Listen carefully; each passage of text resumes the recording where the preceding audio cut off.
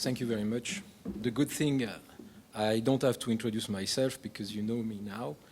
But what I would like to say is that so that you see where I'm working, I work under Madame Geoghegan-Quinn in DG Research and Innovation. And I'm the head of this sector on Earth observation. And we do basically two things.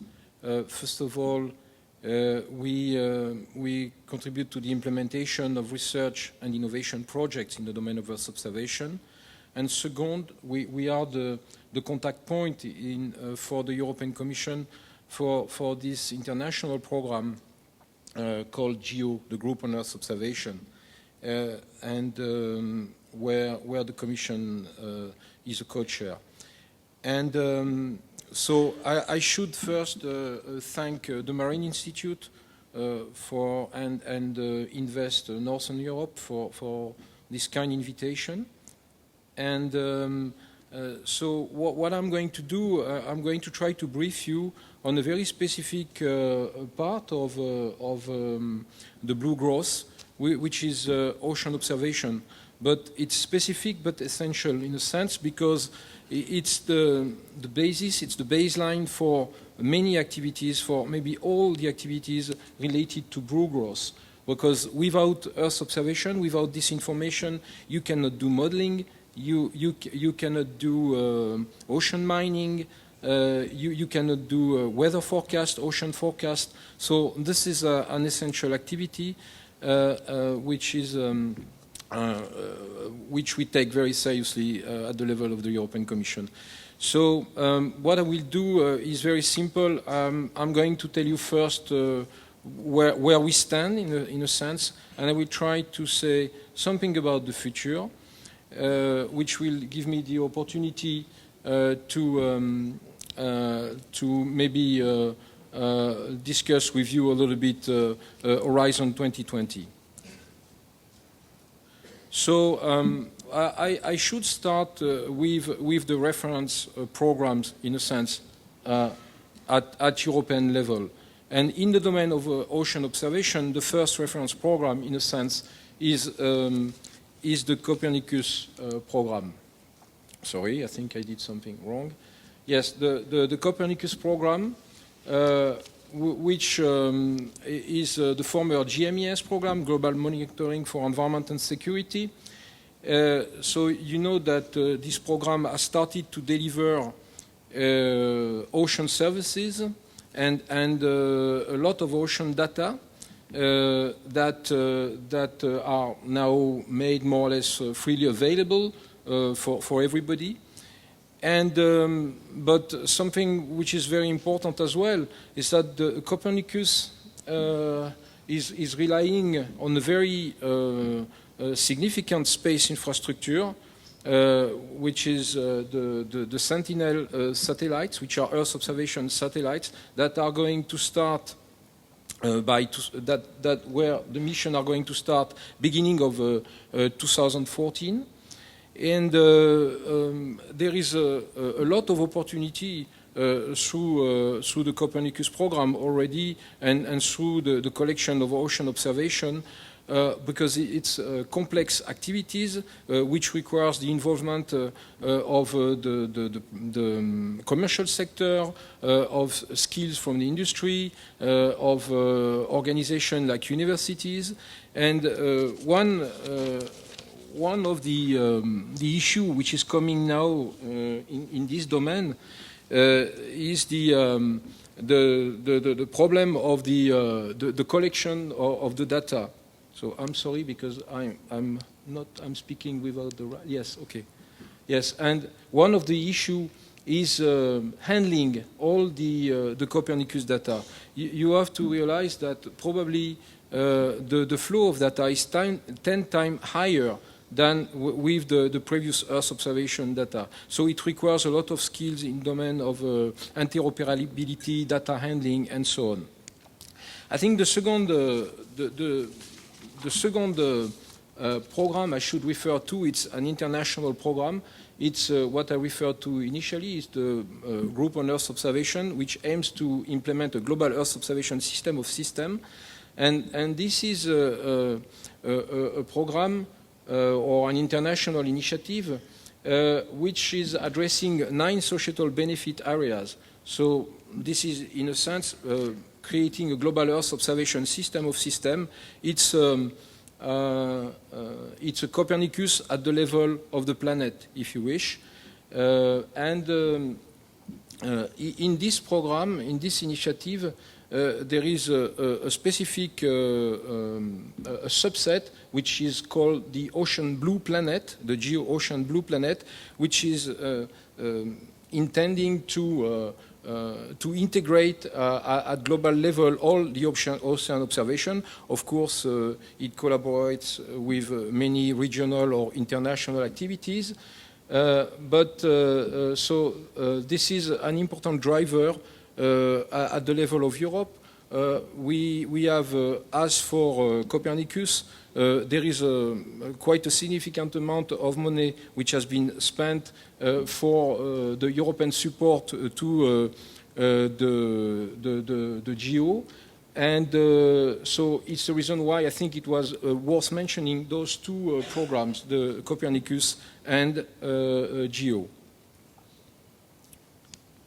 Now, one thing which is very important, there is no real ocean observing system without the remote sensing data. And here it is worth mentioning that Europe is quite in advance, in a sense. First of all, we have the Earth Explorers satellites, which are addressing more ocean issues like SMOS, Goche, Cryosat. The satellite SMOS is more for recording the salinity of the ocean. Goche is a gravimeter. Cryosat is for the high latitude research and to measure the thickness of the ice. Now, as I said, following that and following the science mission of ESA, we have also on the way the Sentinel missions, and in particular Sentinel-3, where there will be an altimeter, but also to some extent we have Sentinel-2, which is for coastal regions. But as I said, this deluge of data, which is going to be dumped very soon, from 2014, raise a lot of questions about how those data are going to be handled, and a lot of technicity, a lot of specialists are needed to process those data.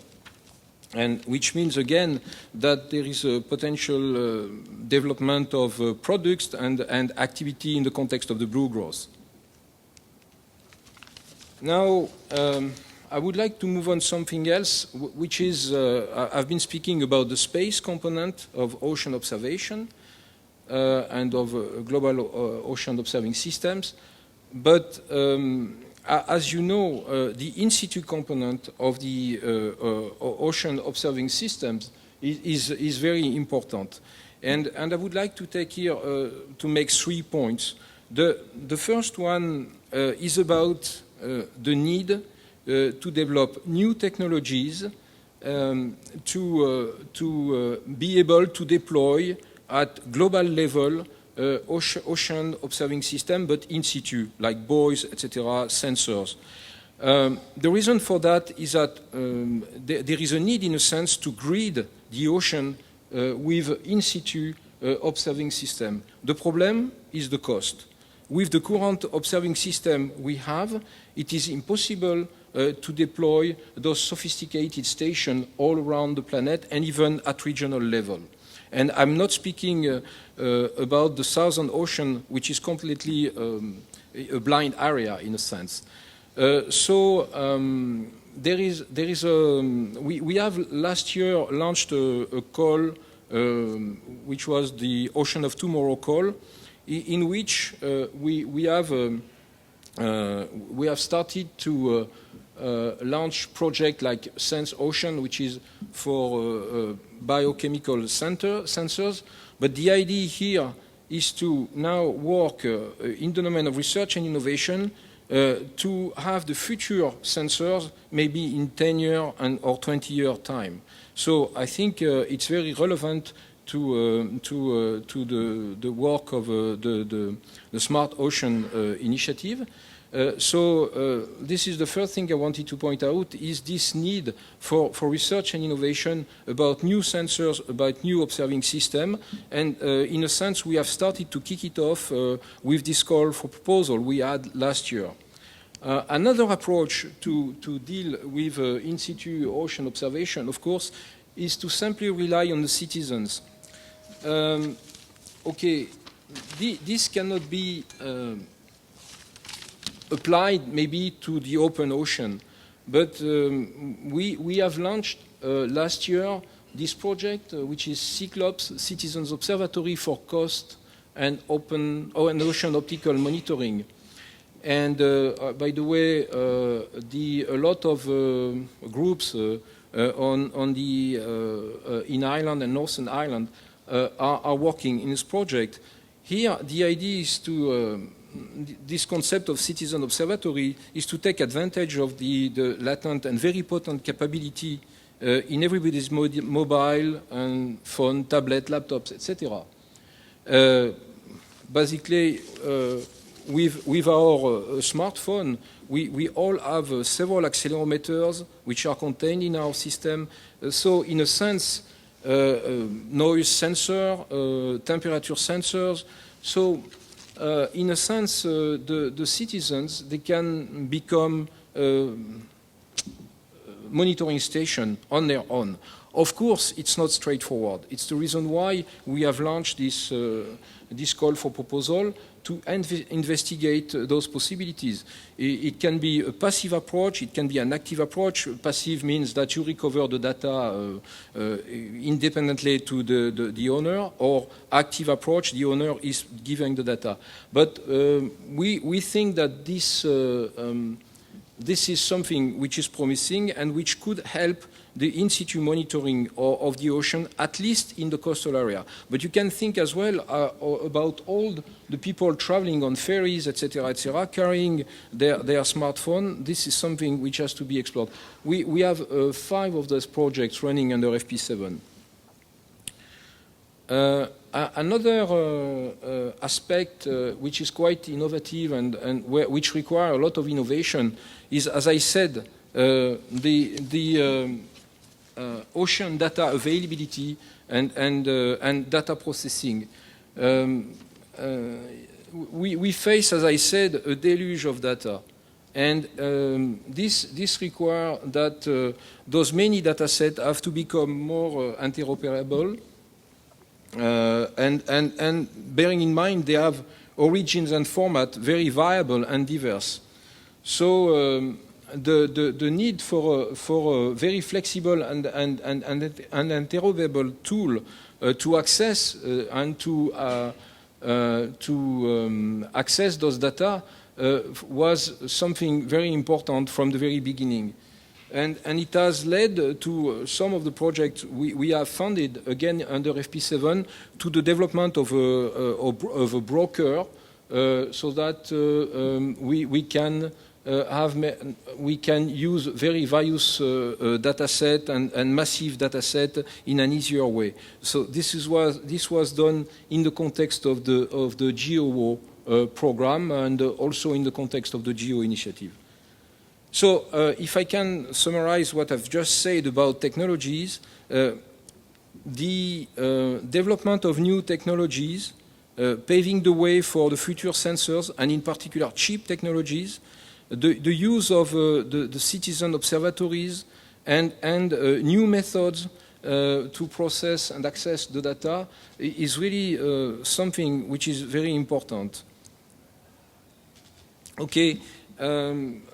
Meanwhile, as I said, the Copernicus program is moving on, is making a lot of progress. We have now a number of precursor services in the different European seas. I will not go into detail, but Copernicus is now about to become an operational program.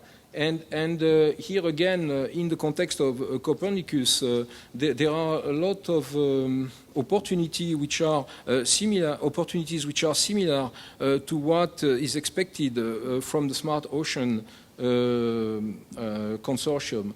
And I'm not going to enter into detail, but you can see that many different parameters are presently recorded and services provided under the Copernicus.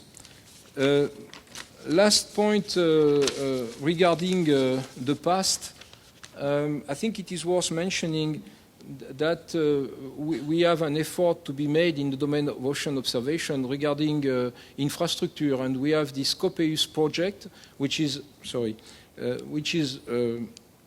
presently running under FP7, which is to bring together research infrastructure from both sides of the Atlantic. It means, for instance, in the domain of the ocean, this is regarding the Argo float, but also the deep sea research infrastructure.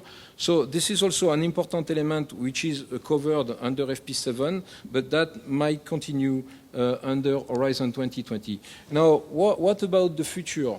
So, as it was already expressed several times, we are now moving on to the new framework program for research and innovation, and as already explained, this is an opportunity for SmartOcean, and the other thing is that Copernicus, which is of course central to the collection of ocean observation, is now becoming operational. Here I would like to make just a short point, is that Copernicus is not going to be supported in the future out of Horizon 2020. It is outside of the Horizon 2020, but nonetheless it's funded out of the multi-annual framework, multi-annual financial framework of the European Union.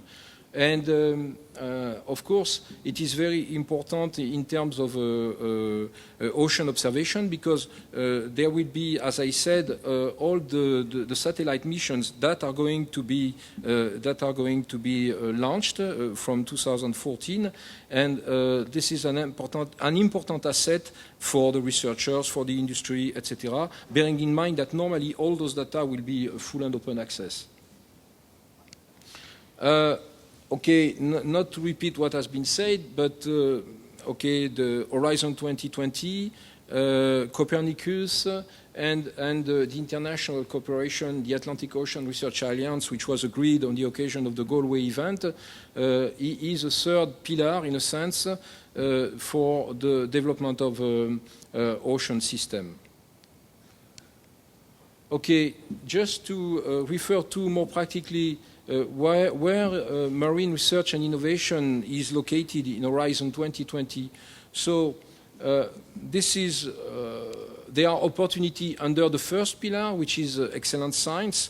Excellent science means we support here through Horizon 2020 mostly frontier research, basic research, and it's usually one grant, one researcher.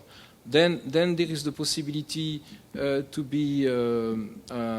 get resources under the pillar industrial leadership. For instance, the key enabling technology like nanomaterial can be applied to the ocean.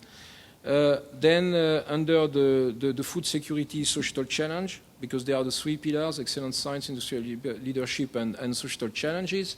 Then there is the societal challenge under food security, the social challenge under energy, the social challenge under transport, and the social challenge climate. And under all those activities, they are ocean activities, and to some extent ocean observation. Now, so there are activities per challenges or per program, but in some cases we join force. Like under the normally the beginning of Horizon 2020 for the year 2014-2015, where the different programs will join force and will address activities under the blue growth area. Well, I have to say that I'm very careful because we still don't have a co-decision for Horizon 2020 between the Parliament and the Council, but normally this is going to be adopted at a given point. Now, so just to give some example of what we plan to do under Horizon 2020. As I said, we have already projects taking advantage of this concept of citizen observatories for the monitoring of the ocean. And we would like to now go a step further because we support right now research projects, but we would like to go a step further with demonstration projects. So this is not still official because it's in our thinking ahead, but we may have this type of demonstration of the concept of citizen observatories, and as I said, which is quite well suited for coastal monitoring, for instance. Another point which has been discussed is the possibility to develop an in-situ Atlantic Ocean observation system for a better management and exploitation of maritime resources. So we plan to have this in our calls for proposal.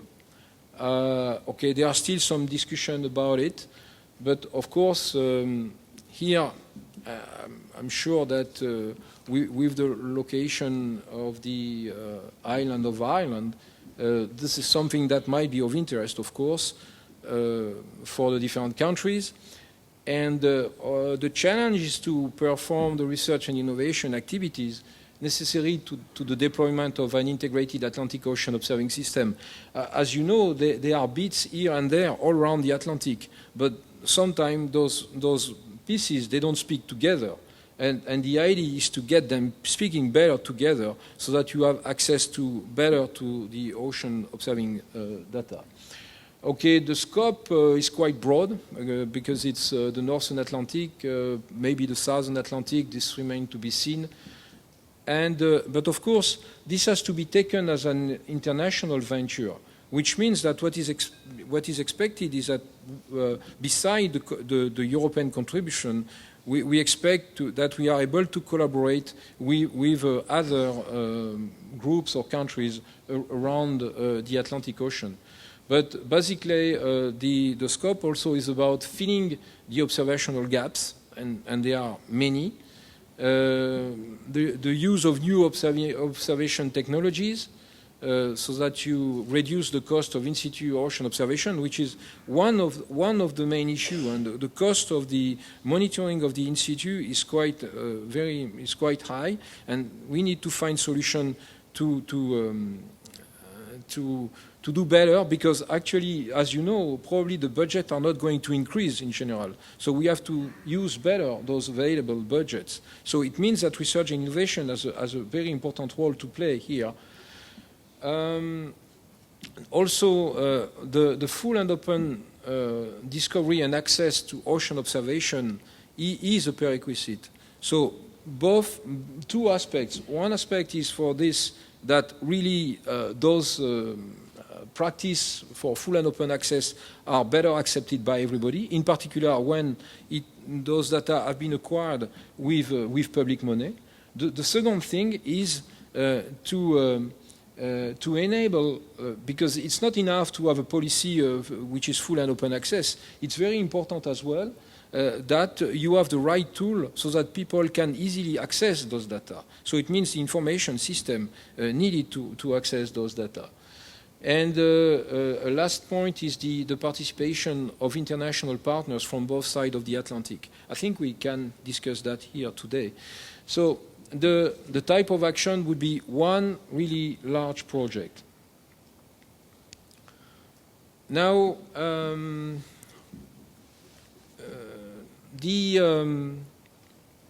of course, the collaboration across the Atlantic, and in particular in the domain of ocean observation, shouldn't overload the organization with more governance weight.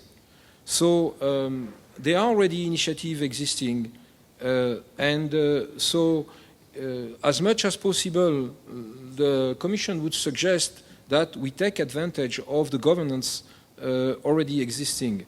We have the GOOSE program, we have GEO, for instance, the GEO Blue Planet Task has 4 components, and in a sense, the stakeholders, the partners, they are already around the table. It is very important that if we develop more transatlantic cooperation, in particular in the domain of ocean observing system, it is important to take advantage of the existing governance, because otherwise we add a new layer and a new layer, etc., etc. And okay, finally, I just want to give you the next steps regarding the future. So normally the formal political decision for Horizon 2020 is going to take place in autumn 2013. It's basically the co-decision between the Parliament and the Council for Horizon 2020. Now, it is the same for Copernicus, because it's a package of the multi-annual financial framework of the European Union, and then there is a need of a specific decision, a legal act. Okay, now more practically, we have what we call the work programs. The work programs are the texts which are attached to the calls for proposal. Okay, I have one date, provisional, but normally we should launch, provided we have the co-decision between the Parliament and the Council, we should launch the first call for proposal on 11th of December 2013. But as I said, it's purely indicative, because there might be delays if the political agreement is not sorted out. And there are a number of Horizon 2020 national launch events which are going to take place between October to January 2014. I'm aware that I probably didn't cover everything, but I'm going to be here until tomorrow, and I'm ready to reply and to try to give some question regarding any of the issues I've tried to outline here. Thank you.